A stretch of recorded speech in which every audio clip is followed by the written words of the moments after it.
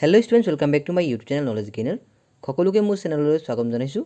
আজি মই লৈ আহিছোঁ আপোনালোকৰ বাবে ADRE গ্ৰেড 3 এণ্ড গ্ৰেড 4 বাবে এটি গুৰুত্বপূৰ্ণ ভিডিঅ', য'ত আমি ডিছকাছ কৰিবলৈ আহিছোঁ লোকসভা ইলেকশ্যন 2024 GK কুৱেশ্যনছ। চ' আই হোপ আপোনালোকে ভিডিঅ'টো শেষলৈকে চাব। আৰু যদি কিবা ভুল ভ্ৰান্তি হয় কাইণ্ডলি আঙুলিয়াই দিব। আৰু যদি আপোনালোকে এতিয়ালৈকে মোৰ চেনেলটোক ছাবস্ক্ৰাইব কৰা নাই দেন প্লিজ চেনেলটোক ছাবস্ক্ৰাইব কৰি দিব। আৰু যদি আপোনালোকে ভিডিঅ'টো ভাল পায় দেন প্লিজ নিজৰ বন্ধু বান্ধৱীক শ্বেয়াৰ কৰি দিব। আপোনালোকে এই মক টেষ্ট চিৰিজত কিমান মাৰ্কছ পায় কমেণ্ট ছেকশ্যনত জনাব বুলি মই আশা ৰাখিলোঁ। চ' বলক আমি আজিৰ ভিডিঅ'টো আৰম্ভ কৰোঁ। কুৱেশ্যন নম্বৰ 1ত আছে আপোনাৰ which body is responsible for conducting elections in India. অৰ্থাৎ ভাৰতত নিৰ্বাচন অনুষ্ঠিত কৰাৰ দায়িত্ব কোনটো সংস্থাৰ বুলি আমাক সুধিছে। চ' ইয়াত আপোনাৰ 4টা অপশ্যন দিয়া হৈছে, যেনে supreme court, election commission, ministry of home affairs আৰু নন অফ দ্য এবভ। চ' যদি আপোনালোকে এই কুৱেশ্যনৰ এনচাৰটো জানে কমেণ্ট ছেকশ্যনত জনাব বুলি মই আশা ৰাখিলোঁ। গতিকে এই কুৱেশ্যনৰ আপোনাৰ কাৰেক্ট এনচাৰটো হৈ যাব অপশ্যন বি, অৰ্থাৎ ইলেকশ্যন কমিশ্যন অফ ইণ্ডিয়া। মনত ৰাখিব।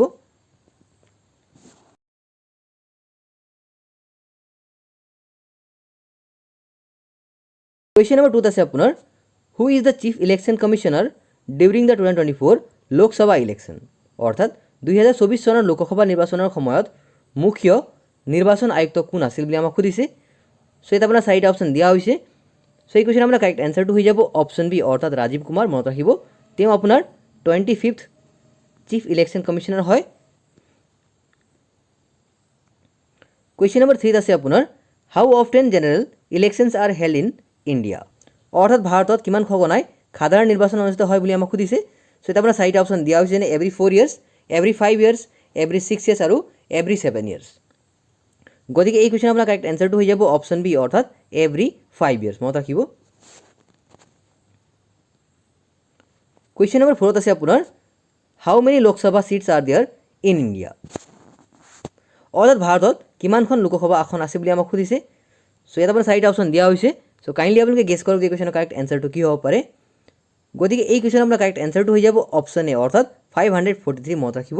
চ' ইয়াত আপোনাৰ 543 ছিটছ কেনেকৈ হ'ল, ইন ষ্টেট আপোনাৰ 524 ছিট থাকে, লিখি ল'ব আপোনালোকে। আৰু তেনেদৰে আপোনাৰ ইন UT 19টা ছিট থাকে। যদি এইটো আমি যোগ কৰি দিওঁ 543 আমি পাই যাম। চ' আপোনাৰ মেক্সিমাম ছিট থাকে আপোনাৰ 550, এইটো আপোনালোকে লিখি ল'ব। এইটো আপোনাৰ খুবেই গুৰুত্বপূৰ্ণ এটা পইণ্ট হয়।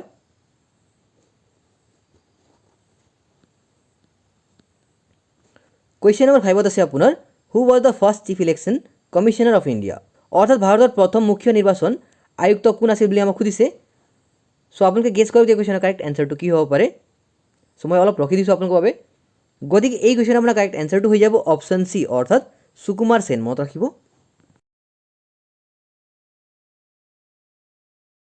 এতিয়া আমি আগবাঢ়িছোঁ কুৱেশ্যন নম্বৰ 6লৈ। ইয়াত দিয়া হৈছে যে what is the minimum age of a citizen to vote in India. অৰ্থাৎ ভাৰতত ভোটদানৰ বাবে এজন নাগৰিকৰ ন্যূনতম বয়স কিমান হ'ব লাগে বুলি আমাক সুধিছে। চ' কাইণ্ডলি আপোনালোকে গেছ কৰক এই কুৱেশ্যনৰ কাৰেক্ট এনচাৰটো কি হ'ব পাৰে। গতিকে এই কুৱেশ্যনৰ আপোনাৰ কাৰেক্ট এনচাৰটো হৈ যাব অপশ্যন এ, অৰ্থাৎ 18 years। মনত ৰাখিব।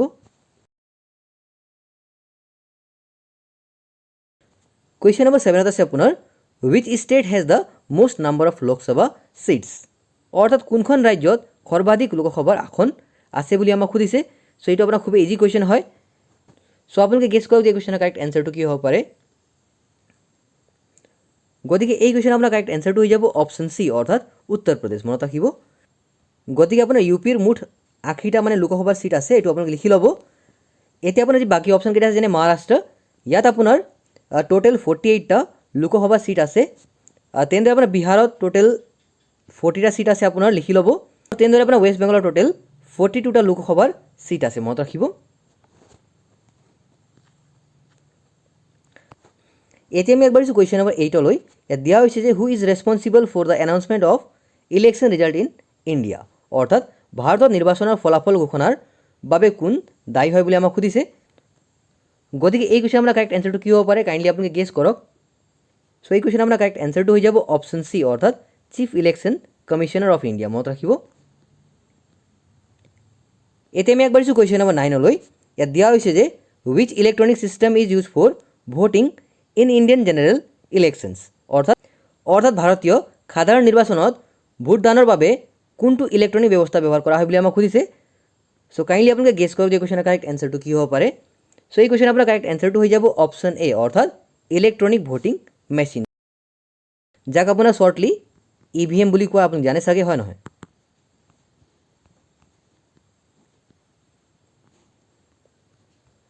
কুৱেশ্যন নম্বৰ 10 আছে আপোনাৰ which state has the least number of Lok Sabha seats?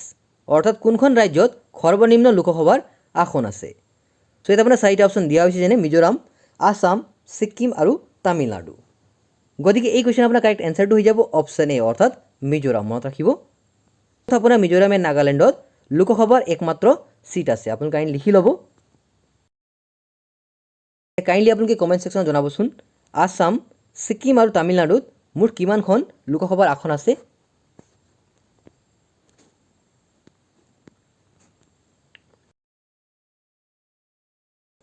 এতিয়া আমি আগবাঢ়িছোঁ কুৱেশ্যন নম্বৰ 11লৈ। ইয়াত দিয়া হৈছে যে which union territory has the most number of Lok Sabha seats? অৰ্থাৎ কোনটো ইউটিৰ সৰ্বাধিক লোকসভাৰ আসন আছে বুলি আমাক সুধিছে। চ' এতিয়া আপোনাৰ চাৰিটা অপশ্যন দিয়া হৈছে, যেনে পুডুচেৰী, জম্মু এণ্ড কাশ্মীৰ, দিল্লী আৰু চণ্ডীগড়। গতিকে এই কুৱেশ্যন আপোনাৰ কাৰেক্ট এনচাৰটো হৈ যাব অপশ্যন চি, অৰ্থাৎ দিল্লী। মনত ৰাখিব। গতিকে আমি সকলোৱে জানো যে ভাৰতবৰ্ষৰ মুঠ 9খন ইউনিয়ন টেৰিটৰী আছে। সেইবোৰ হ'ল আপোনাৰ NCT Delhi, Puducherry, Jammu and Kashmir, Andaman and Nicobar island, Chandigarh, Dadra and Nagar Haveli and Daman and দিউ, লাডাখ, লক্ষদ্বীপ। গতিকে আপোনাৰ হায়েষ্ট যি লোকসভাৰ আসন আছে ইউনিয়ন টেৰিটৰী, সেইটো হ'ল NCT দিল্লী। এতিয়া NCT মানে কি হয়, আপোনাৰ নেশ্যনেল কেপিটেল টেৰিটৰী।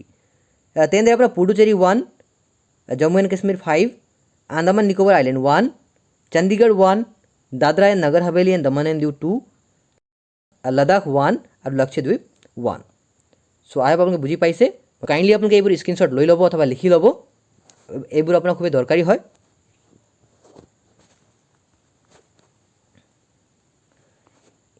এতিয়া আমি আগবাঢ়িছোঁ কুৱেশ্যন নম্বৰ 12লৈ। ইয়াত দিয়া হৈছে যে what is the maximum number of members in Lok Sabha? অৰ্থাৎ লোকসভাত সদস্যৰ সৰ্বোচ্চ সংখ্যা কিমান বুলি আমাক সুধিছে। চ' এতিয়া আপোনাৰ চাৰিটা অপশ্যন দিয়া হৈছে। গতিকে আপোনালোকে গেছ কৰক যে কুৱেশ্যনৰ কাৰেক্ট এনচাৰটো কি হ'ব পাৰে। এই কুৱেশ্যন আপোনাৰ এনচাৰটো অলৰেডি মানে অলপ আগতে কুৱেশ্যন নম্বৰ 4ত কৈছিলোঁ চাগে। চ' আপুনি যদি ৰিকল কৰে দেন আপোনালোকে পাৰিব। চ' এই কুৱেশ্যন আপোনাৰ কাৰেক্ট এনচাৰটো হৈ যাব অপশ্যন বি, অৰ্থাৎ 550। মনত ৰাখিব।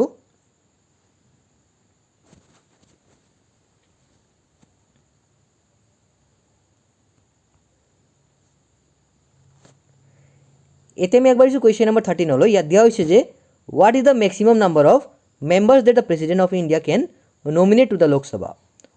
অৰ্থাৎ ভাৰতৰ ৰাষ্ট্ৰপতিয়ে লোকসভালৈ সৰ্বাধিক কিমান সদস্যক মনোনীত কৰিব পাৰে? চ' এতিয়া আপোনাৰ চাৰিটা অপশ্যন দিয়া হৈছে। গতিকে আপোনালোকে গেছ কৰক যে কুৱেশ্যনৰ কাৰেক্ট এনচাৰটো কি হ'ব পাৰে। চ' এই কুৱেশ্যন আপোনাৰ কাৰেক্ট এনচাৰটো হৈ যাব অপশ্যন এ, অৰ্থাৎ 2। মনত ৰাখিব। এতিয়া আমি আগবাঢ়িছোঁ কুৱেশ্যন নম্বৰ 14লৈ। ইয়াত দিয়া হৈছে যে how many seats did the BJP won in Lok Sabha election 2024? অৰ্থাৎ 2024 চনৰ লোকসভা নিৰ্বাচনত বিজেপিয়ে কিমান আসন লাভ কৰিছিল? চ' এতিয়া আপোনাৰ চাৰিটা অপশ্যন দিয়া হৈছে। গতিকে আপোনালোকে গেছ কৰক যে কুৱেশ্যনৰ কাৰেক্ট এনচাৰটো কি হ'ব পাৰে। চ' এই কুৱেশ্যন আপোনাৰ কাৰেক্ট এনচাৰটো হৈ যাব অপশ্যন চি, অৰ্থাৎ 240। মনত ৰাখিব।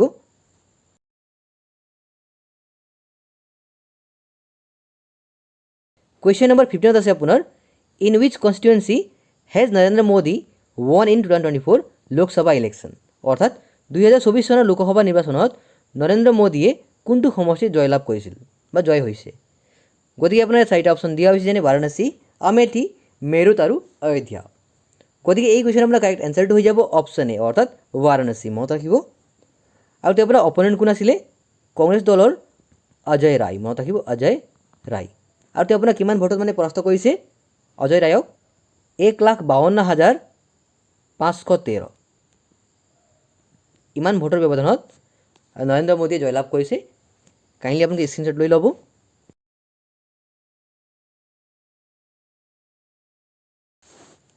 এতিয়া আমি আগবাঢ়িছোঁ কুৱেশ্যন নম্বৰ 16লৈ। ইয়াত দিয়া হৈছে যে how many seats are reserved for scheduled caste in the Lok Sabha? অৰ্থাৎ লোকসভাত অনুসূচিত জাতিৰ বাবে কিমানখন আসন সংৰক্ষিত থাকে? চ' ইয়াত আপোনাৰ চাৰিটা অপশ্যন দিয়া হৈছে। চ' কাইণ্ডলি আপোনালোকে গেছ কৰক যে কুৱেশ্যনৰ কাৰেক্ট এনচাৰটো কি হ'ব পাৰে।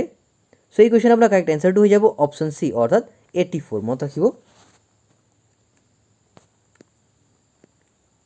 কুৱেশ্যন নম্বৰ 17ত আছে আপোনাৰ Congress leader Rahul Gandhi has won the 2024 Lok Sabha election from wish constituency? অৰ্থাৎ 2024 চনৰ লোকসভা নিৰ্বাচনত কংগ্ৰেছ নেতা ৰাহুল গান্ধীয়ে কোন সমষ্টিৰ পৰা জয়লাভ কৰিছে? সো এটা আপোনাৰ চাৰিটা অপশ্যন দিয়া হৈছে, যেনে ৱায়নাড কেৰেলা, আমেঠি উত্তৰ প্ৰদেশ, ৰায়বেৰেলি উত্তৰ প্ৰদেশ আৰু বোথ ANC। গতিকে এই কুৱেশ্যন আপোনাৰ কাৰেক্ট এনচাৰটো হৈ যাব অপশ্যন ডি, অৰ্থাৎ বোথ ANC, অৰ্থাৎ ৱায়নাড কেৰেলা আৰু ৰায়বেৰেলি উত্তৰ প্ৰদেশ। হয়, আপোনালোকে ঠিকেই শুনিছে। এজন প্ৰাৰ্থী অথবা এজন আপোনাৰ কেণ্ডিডেটে দুখন আপোনাৰ কনষ্টিটুৱেঞ্চিৰ পৰা ইলেকশ্যন খেলিব পাৰে। যেতিয়া আপোনাৰ তেওঁলোকে জিকে দুটাৰ পৰা এটা তেওঁলোকে কুইট কৰিব লাগিব, সেইটো আপোনাৰ ৰুল হয়।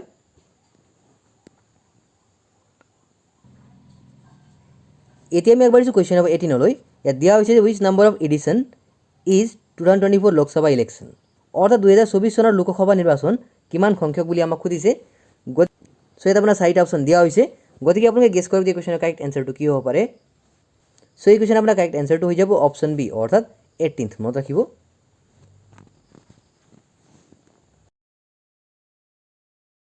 কুৱেশ্যন নম্বৰ 19ত আছে আপোনাৰ how many voters participated in 2024 Lok Sabha election, অৰ্থাৎ 2024 চনৰ লোকসভা নিৰ্বাচনত মুঠ কিমান সংখ্যক ভোটাৰে অংশ লৈছিল। সো ইয়াত আপোনাৰ চাৰিটা অপশ্যন দিয়া হৈছে। গতিকে আপোনালোকে গেছ কৰক যে কুৱেশ্যনৰ কাৰেক্ট এনচাৰটো কি হ'ব পাৰে। সো এই কুৱেশ্যন আপোনাৰ কাৰেক্ট এনচাৰটো হৈ যাব অপশ্যন চি, অৰ্থাৎ 64.2 crore। মনত ৰাখিব, য'ত আপোনাৰ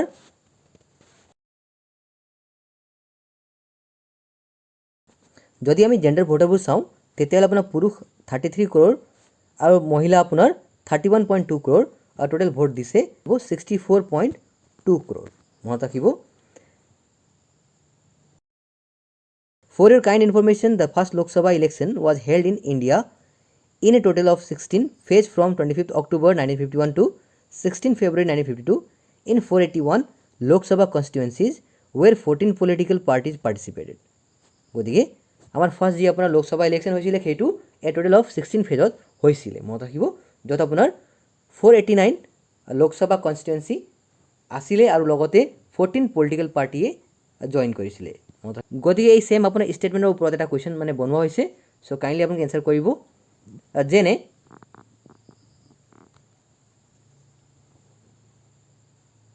কুৱেশ্যন নম্বৰ 20 আছে আপোনাৰ 2024 Lok Sabha election held in how many phase in India, অৰ্থাৎ 2024 চনৰ ভাৰতবৰ্ষৰ লোকসভা নিৰ্বাচন কিমান পৰ্যায়ত অনুষ্ঠিত হৈছিল বুলি আমাক সুধিছে। গতিকে আপোনালোকে গেছ কৰক যে কুৱেশ্যনৰ কাৰেক্ট এনচাৰটো কি হ'ব পাৰে। সো এই কুৱেশ্যন আপোনাৰ কাৰেক্ট এনচাৰটো হৈ যাব অপশ্যন চি, অৰ্থাৎ 7 ফেজ। মনত ৰাখিব। যেনে আপোনাৰ লিখা আছে যে general elections were held in India from 19 April to 1 June 2024 in 7 phase to elect all 543 members of the Lok Sabha. মনত ৰাখিব।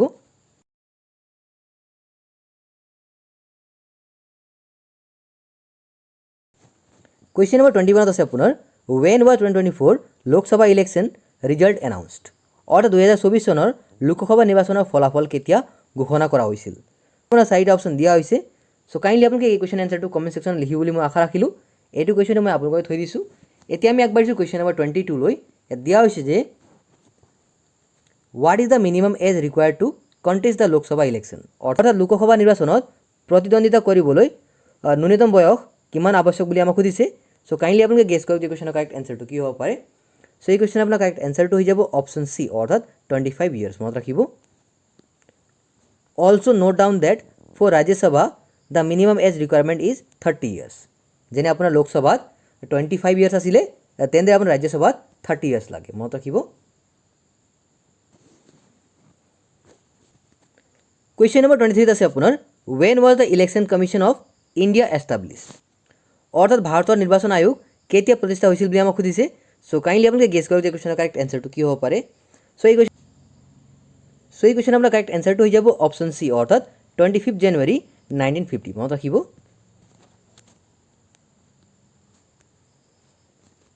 Kindly note down that establishment of union public service commission UPSC এইটো আপোনাৰ এষ্টাব্লিছ হৈছিলে 1 October 1926ত। সুপ্ৰিম কোৰ্ট আপোনাৰ হৈছিলে 26 January 1950। Parliament of India হৈছিলে আপোনাৰ 26 January 1950। তেনেদৰে আপোনাৰ ফাইনেন্স কমিশ্যন হৈছিলে আপোনাৰ 22 November 1951। তেনেদৰে আপোনাৰ এমপ্লয়িজ প্ৰভিডেণ্ট ফাণ্ড, যাক আপোনাৰ EPFO বুলি কোৱা হয়, যি আপোনাৰ PF মানে ৰিলেটেড কুৱেৰী, সেইটো আপোনাৰ হৈছিলে 4 March 1952। ৰাজ্যসভা আপোনাৰ এষ্টাব্লিছ হৈছিলে 3 April 1952। তেনেদৰে আপোনাৰ লোকসভা এষ্টাব্লিছ হৈছিলে 17 April 1952। এতিয়া আমি আগবাঢ়িছোঁ কুৱেশ্যন নম্বৰ 24লৈ। ইয়াত দিয়া হৈছে যে what is the majority of A single party need to form A government at centre. অৰ্থাৎ কেন্দ্ৰত চৰকাৰ গঠন কৰিবলৈ একক দলৰ সংখ্যাগৰিষ্ঠতা কিমান প্ৰয়োজন বুলি আমাক সুধিছে। চ' এইটো আপোনাৰ খুব ইজি কুৱেশ্যন হয়, আমি সকলোৱে জানো এইটো কথা হয় নহয়। চ' কাইণ্ডলি আপোনালোকে গেছ কৰক যে কুৱেশ্যনৰ কাৰেক্ট এনচাৰটো কি হ'ব পাৰে। গতিকে এই কুৱেশ্যনৰ আপোনাৰ কাৰেক্ট এনচাৰটো হৈ যাব অপশ্যন এ অৰ্থাৎ 272। মনত ৰাখিব। কুৱেশ্যন নম্বৰ 25ত আছে আপোনাৰ how many sessions of Lok Sabha and Rajya Sabha are there in a year. অৰ্থাৎ এবছৰত লোকসভা আৰু ৰাজ্যসভাৰ কিমান অধিৱেশন হয় বুলি আমাক সুধিছে। চ' এতিয়া আপোনাৰ চাৰিটা অপশ্যন দিয়া হৈছে যেনে 7, 5, 3 আৰু 9। চ' কাইণ্ডলি আপোনালোকে গেছ কৰক যে কুৱেশ্যনৰ কাৰেক্ট এনচাৰটো কি হ'ব পাৰে। গতিকে এই কুৱেশ্যনৰ আপোনাৰ কাৰেক্ট এনচাৰটো হৈ যাব অপশ্যন চি অৰ্থাৎ 3। মনত ৰাখিব। যেনে আপোনাৰ there are total 3 session in a year. They are as budget session from February to May, monsoon session July to September আৰু winter session from November to December. Kindly আপোনালোকে লিখি ল'ব। এতিয়া আমি আগবাঢ়িছোঁ কুৱেশ্যন নম্বৰ 26লৈ। ইয়াত দিয়া হৈছে যে who was the current chief election commissioner of India. অৰ্থাৎ ভাৰতৰ বৰ্তমানৰ মুখ্য নিৰ্বাচন আয়ুক্ত কোন বুলি আমাক সুধিছে। চ' এতিয়া আপোনাৰ চাৰিটা অপশ্যন দিয়া হৈছে যেনে ৰাজীৱ কুমাৰ, সুকুমাৰ সেন, ডক্টৰ ৰঞ্জন গগৈ আৰু ডক্টৰ লোহিত বৰুৱা। চ' এই কুৱেশ্যনৰ আপোনাৰ কাৰেক্ট এনচাৰটো হৈ যাব অপশ্যন এ অৰ্থাৎ ৰাজীৱ কুমাৰ। মনত ৰাখিব। Rajiv Kumar, Election Commissioner in ECI since 1st September 2020, took charge as the 25th Chief Election Commissioner on 15th May 2022. এই আপোনাৰ কুৱেশ্যন নম্বৰ 26টো অলপ নাম্বাৰিংটো ভুল হৈ গৈছে, কাইণ্ডলি আপোনালোকে মানে কাৰেক্ট কৰি ল'ব। ইয়াৰ আপোনাৰ নেক্সট কুৱেশ্যনটো কুৱেশ্যন নম্বৰ 27 হ'ব লাগিছিলে, বাট মিষ্টেকলি আপোনাৰ এডিট কৰোঁতে এইটো আপোনাৰ কুৱেশ্যন নম্বৰ 26 হৈ থাকিলে। চ' ইয়াৰ পৰা আপুনি ভুল নুবুজিব। চ' আপোনালোকে এই মক টেষ্ট চিৰিজত কিমান মাৰ্কছ পায় কমেণ্ট ছেকশ্যনত জনাব বুলি মই আশা ৰাখিলোঁ। চ' এতিয়া আমি আগবাঢ়িছোঁ নেক্সট কুৱেশ্যনলৈ। আপোনাৰ what was the slogan of BJP for their campaign in 2024 Lok Sabha election. অৰ্থাৎ 2024 চনৰ লোকসভা নিৰ্বাচনত বিজেপিৰ প্ৰচাৰৰ বাবে কোনটো শ্লোগান ব্যৱহাৰ কৰিছিল। চ' এতিয়া আপোনাৰ চাৰিটা অপশ্যন দিয়া হৈছে। চ' কাইণ্ডলি আপোনালোকে গেছ কৰক যে কুৱেশ্যনৰ কাৰেক্ট এনচাৰটো কি হ'ব পাৰে। গতিকে এই কুৱেশ্যনৰ আপোনাৰ কাৰেক্ট এনচাৰটো হৈ যাব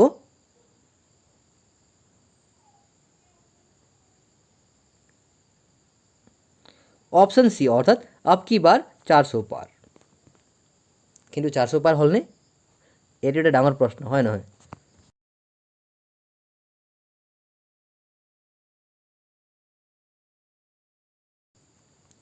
কুৱেশ্যন নম্বৰ 27 আছে আপোনাৰ what is the acronym or full form of the political party NDA।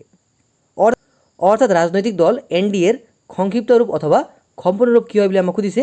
So' kindly আপোনালোকে গেছ কৰক যে কুৱেশ্যনৰ কাৰেক্ট এনচাৰটো কি হ'ব পাৰে। চ' এই কুৱেশ্যন আপোনাৰ কাৰেক্ট এনচাৰটো হৈ যাব অপশ্যন এ অৰ্থাৎ নেশ্যনেল ডেম'ক্ৰেটিক এলায়েন্স। মনত ৰাখিব।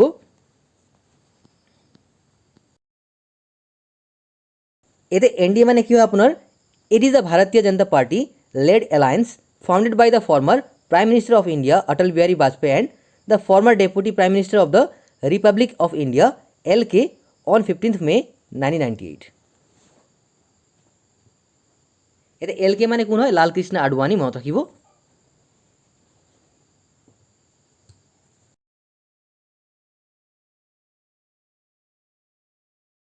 কুৱেশ্যন নম্বৰ 28 আছে আপোনাৰ wish article describe the formation and structure of the Lok Sabha. অৰ্থাৎ কোনটো প্ৰবন্ধত লোকসভা গঠন আৰু গঠনৰ বিষয়ে বৰ্ণনা কৰা হৈছে বুলি আমাক সুধিছে। চ' এই কুৱেশ্যন আপোনাৰ কাৰেক্ট এনচাৰটো হৈ যাব অপশ্যন বি অৰ্থাৎ আৰ্টিকল 81। মনত ৰাখিব।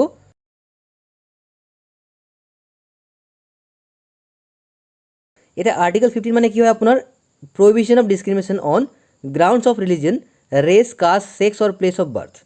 এইটো হ'ল আপোনাৰ আৰ্টিকল 15। মনত ৰাখিব।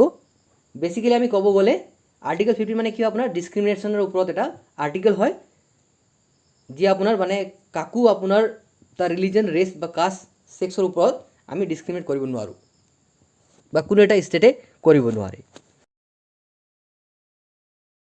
এতিয়া আৰ্টিকল 81 মানে মই অলৰেডি ক'লোৱে আপোনালোকক হয় নহয়। এতিয়া আৰ্টিকল 21 মানে হ'ল আপোনাৰ ৰাইট টু লাইফ অৰ্থাৎ protection of life and personal liberty.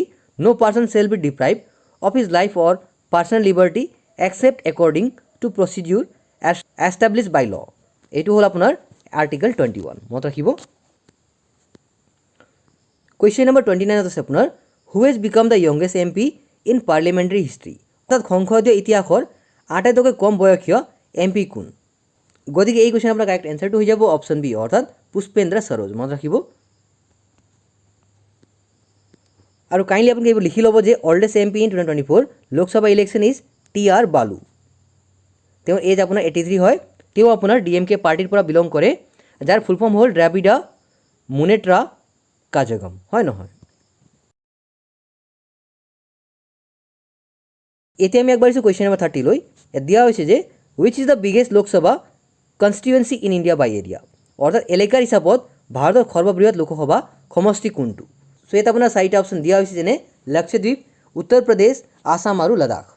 গতিকে এই কুৱেশ্যন আপোনাৰ কাৰেক্ট এনচাৰটো হৈ যাব অপশ্যন ডি অৰ্থাৎ লাডাখ। মনত ৰাখিব। আৰু আপোনাৰ স্মলেষ্ট কোনটো হয়? লক্ষদ্বীপ। কাইণ্ডলি আপোনালোকে এইবোৰ লিখি ল'ব।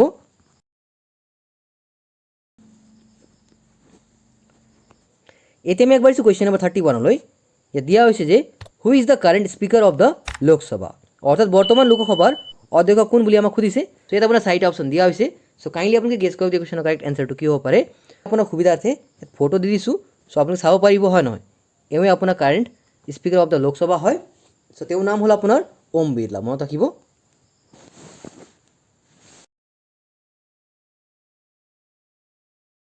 কুৱেশ্যন নম্বৰ 32 আছে আপোনাৰ who was the first women speaker of the Lok Sabha, অৰ্থাৎ লোকসভাৰ প্ৰথম মহিলা বক্তা কোন আছিল বুলি আমাক সুধিছে। চ' এই কুৱেশ্যন আপোনাৰ কাৰেক্ট এনচাৰটো হৈ যাব অপশ্যন এ অৰ্থাৎ মীৰা কুমাৰ। মনত ৰাখিব।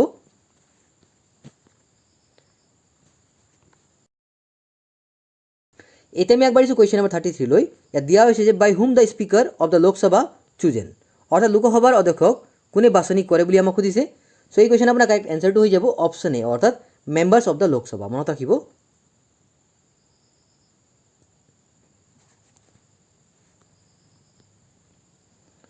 কুৱেশ্যন নম্বৰ 34 আছে আপোনাৰ who is the current president of Indian national Congress, যাক আপোনাৰ শ্বৰ্টলি INC বুলি কোৱা হয়, অৰ্থাৎ ভাৰতীয় জাতীয় কংগ্ৰেছৰ বৰ্তমানৰ সভাপতি কোন বুলি আমাক সুধিছে। চ' এতিয়া আপোনাৰ চাৰিটা অপশ্যন দিয়া হৈছে। চ' কাইণ্ডলি আপোনালোকে গেছ কৰক যে কুৱেশ্যনৰ কাৰেক্ট এনচাৰটো কি হ'ব পাৰে। চ' এই কুৱেশ্যন আপোনাৰ কাৰেক্ট এনচাৰটো হৈ যাব অপশ্যন বি অৰ্থাৎ মল্লিকাৰ্জুন খাৰ্গে। মনত ৰাখিব। কুৱেশ্যন নম্বৰ 35 আছে আপোনাৰ what is the total national political parties in India at present, অৰ্থাৎ বৰ্তমান ভাৰতৰ মুঠ ৰাষ্ট্ৰীয় ৰাজনৈতিক দল কিমানটা বুলি আমাক সুধিছে। চ' কাইণ্ডলি আপোনালোকে গেছ কৰক যে কুৱেশ্যনৰ কাৰেক্ট এনচাৰটো কি হ'ব পাৰে। চ' এই কুৱেশ্যন আপোনাৰ কাৰেক্ট এনচাৰটো হৈ যাব অপশ্যন চি অৰ্থাৎ 6। মনত ৰাখিব। আপুনি ইয়াত পিকচাৰ চাব পাৰিব যে সেইবোৰ হ'ল আপোনাৰ BJP, NPP, INC, up, BSP আৰু CPIM। মনত ৰাখিব। চ' এইবোৰ আপোনাৰ ফুল ফৰ্ম কি হয়। এতিয়া BJP মানে কি হয় আপোনাৰ ভাৰতীয় জনতা পাৰ্টি, হয় নহয়? আৰু তেনেদৰে আপোনাৰ NPP মানে হ'ল আপোনাৰ নেশ্যনেল পিপলছ পাৰ্টি, INC মানে আপোনাৰ হ'ল ইণ্ডিয়ান নেশ্যনেল কংগ্ৰেছ, আপ মানে হ'ল আপোনাৰ আম আদমি পাৰ্টি, BSP মানে হ'ল আপোনাৰ বহুজন সমাজ পাৰ্টি আৰু CPIM মানে হ'ল আপোনাৰ কমিউনিষ্ট পাৰ্টি অফ ইণ্ডিয়া মাৰ্কিষ্ট, হয় নহয়? এতিয়া আপোনালোকৰ মনত এটা প্ৰশ্ন আহিছে চাগে যে এইটো অবভিয়াছলি আহিব যে আমাৰ দেশত ইমান মানে খোপা পাৰ্টিবোৰ আছে, চ' আমি মানে মাত্ৰ 6টাই পাৰ্টি কিয় চুজ কৰিছোঁ, অথবা আমাৰ নেশ্যনেল পলিটিকেল পাৰ্টি মাত্ৰ 6টাই কিয়? গতিকে চাওক, এতিয়া political party national political party হ'বলৈ কিছুমান আপোনাৰ ক্ৰাইটেৰিয়া আছে। চ' সেইটো ক্ৰাইটেৰিয়াবোৰ হ'ল আপোনাৰ কেনেকৈ এটা পাৰ্টিয়ে ৰেকগনাইজ কৰিব নিজকে নেশ্যনেল পাৰ্টি হিচাপে। যেনে আপোনাৰ the party has to win 2% of seats, that means 11 seats in the Lok Sabha from at least 3 different states. এইটো প্ৰথম ক্ৰাইটেৰিয়া।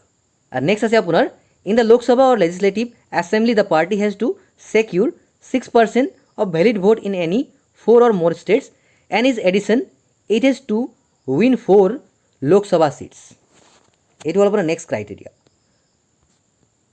দেন আপোনাৰ নেক্সট আছে the party should get recognition as a state party in 4 states। গতিকে এই সকলো আপোনাৰ ক্ৰাইটেৰিয়া যোনে মানে কমপ্লিট কৰিছে তেওঁলোকে আপোনাৰ নেশ্যনেল পলিটিকেল পাৰ্টি হ'ব। চ' সেইবাবে আপোনাৰ আমাৰ ভাৰতত বৰ্তমান নেশ্যনেল পলিটিকেল পাৰ্টি মাত্ৰ 6টা হয়। চ' আই আপোনালোকে বুজি পাইছে। এতিয়া আমি আগবাঢ়িছোঁ কুৱেশ্যন নম্বৰ 36 লৈ। ইয়াত দিয়া হৈছে যে to whom the speaker of the Lok Sabha submit his her resignation, অৰ্থাৎ লোকসভাৰ অধ্যক্ষই কাৰ ওচৰত পদত্যাগ পত্ৰ দাখিল কৰে। চ' এতিয়া আপোনাৰ 4টা অপশ্যন দিয়া হৈছে, যেনে deputy speaker of the Lok Sabha, president, prime minister আৰু চিফ মিনিষ্টাৰ। গতিকে এই কুৱেশ্যন আপোনাৰ কাৰেক্ট এনচাৰটো হৈ যাব অপশ্যন এ অৰ্থাৎ deputy speaker of the Lok Sabha. মনত ৰাখিব। কুৱেশ্যন নম্বৰ 37 আছে আপোনাৰ who has the power to dissolve the Lok Sabha, অৰ্থাৎ লোকসভা ভংগ কৰাৰ ক্ষমতা কাৰ আছে বুলি আমাক সুধিছে। চ' কাইণ্ডলি আপোনালোকে গেছ কৰক যে এই কুৱেশ্যনৰ কাৰেক্ট এনচাৰটো কি হ'ব পাৰে। গতিকে এই কুৱেশ্যনৰ আপোনাৰ কাৰেক্ট এনচাৰটো হৈ যাব অপশ্যন এ, অৰ্থাৎ প্ৰেচিডেণ্ট। মনত ৰাখিব। এতিয়া আমি আগবাঢ়িছোঁ কুৱেশ্যন নম্বৰ 38লৈ। ইয়াত দিয়া হৈছে যে who was the founder of current ruling party BJP, অৰ্থাৎ যি বৰ্তমান আপোনাৰ ৰুলিং পাৰ্টি আছে বিজেপি, অৰ্থাৎ ভাৰতীয় জনতা পাৰ্টি, এই আপোনাৰ বিজেপিৰ ফাউণ্ডাৰ কোন হয় বুলি আমাক সুধিছে। চ' ইয়াত আপোনাৰ 4টা অপশ্যন দিয়া হৈছে, যেনে অটল বিহাৰী বাজপেয়ী, নৰেন্দ্ৰ মোদী, অমিত শ্বাহ আৰু যোগী আদিত্যনাথ। আপোনাৰ কাৰেক্ট এনচাৰটো হৈ যাব অপশ্যন এ, অৰ্থাৎ অটল বিহাৰী বাজপেয়ী। মনত ৰাখিব। লগতে আপোনাৰ the founder of BJP were Atal Bihari Vajpayee and Lalkrishna Advani. মনত ৰাখিব। আৰু আপোনাৰ এই বিজেপি দলৰ এষ্টাব্লিছ হৈছিলে 6 এপ্ৰিল 1980। মনত ৰাখিব, এইটো আপোনালোকে লিখি ল'ব। এতিয়া আমি আগবাঢ়িছোঁ কুৱেশ্যন নম্বৰ 39লৈ। ইয়াত দিয়া হৈছে যে who is the longest serving prime minister of India, অৰ্থাৎ ভাৰতবৰ্ষৰ সবাতোকৈ দীৰ্ঘকালীন প্ৰধানমন্ত্ৰী কোন হৈছিল বুলি আমাক সুধিছে। চ' এইটো আপোনাৰ অসমীয়া অনুবাদটো 30 নম্বৰ কুৱেশ্যন আছিলে, সেইটো আপোনাৰ এডিট কৰোঁতে মানে ভুল হৈ গ'ল। চ' কাইণ্ডলি আপোনালোকে এইটো ইগন'ৰ কৰি দিব। গতিকে ইয়াত 4টা অপশ্যন দিয়া হৈছে, যেনে জৱাহৰলাল নেহৰু, অটল বিহাৰী বাজপেয়ী, নৰেন্দ্ৰ মোদী আৰু ইন্দিৰা গান্ধী। চ' এই কুৱেশ্যন আপোনাৰ কাৰেক্ট এনচাৰটো হৈ যাব অপশ্যন এ, অৰ্থাৎ জৱাহৰলাল নেহৰু। মনত ৰাখিব।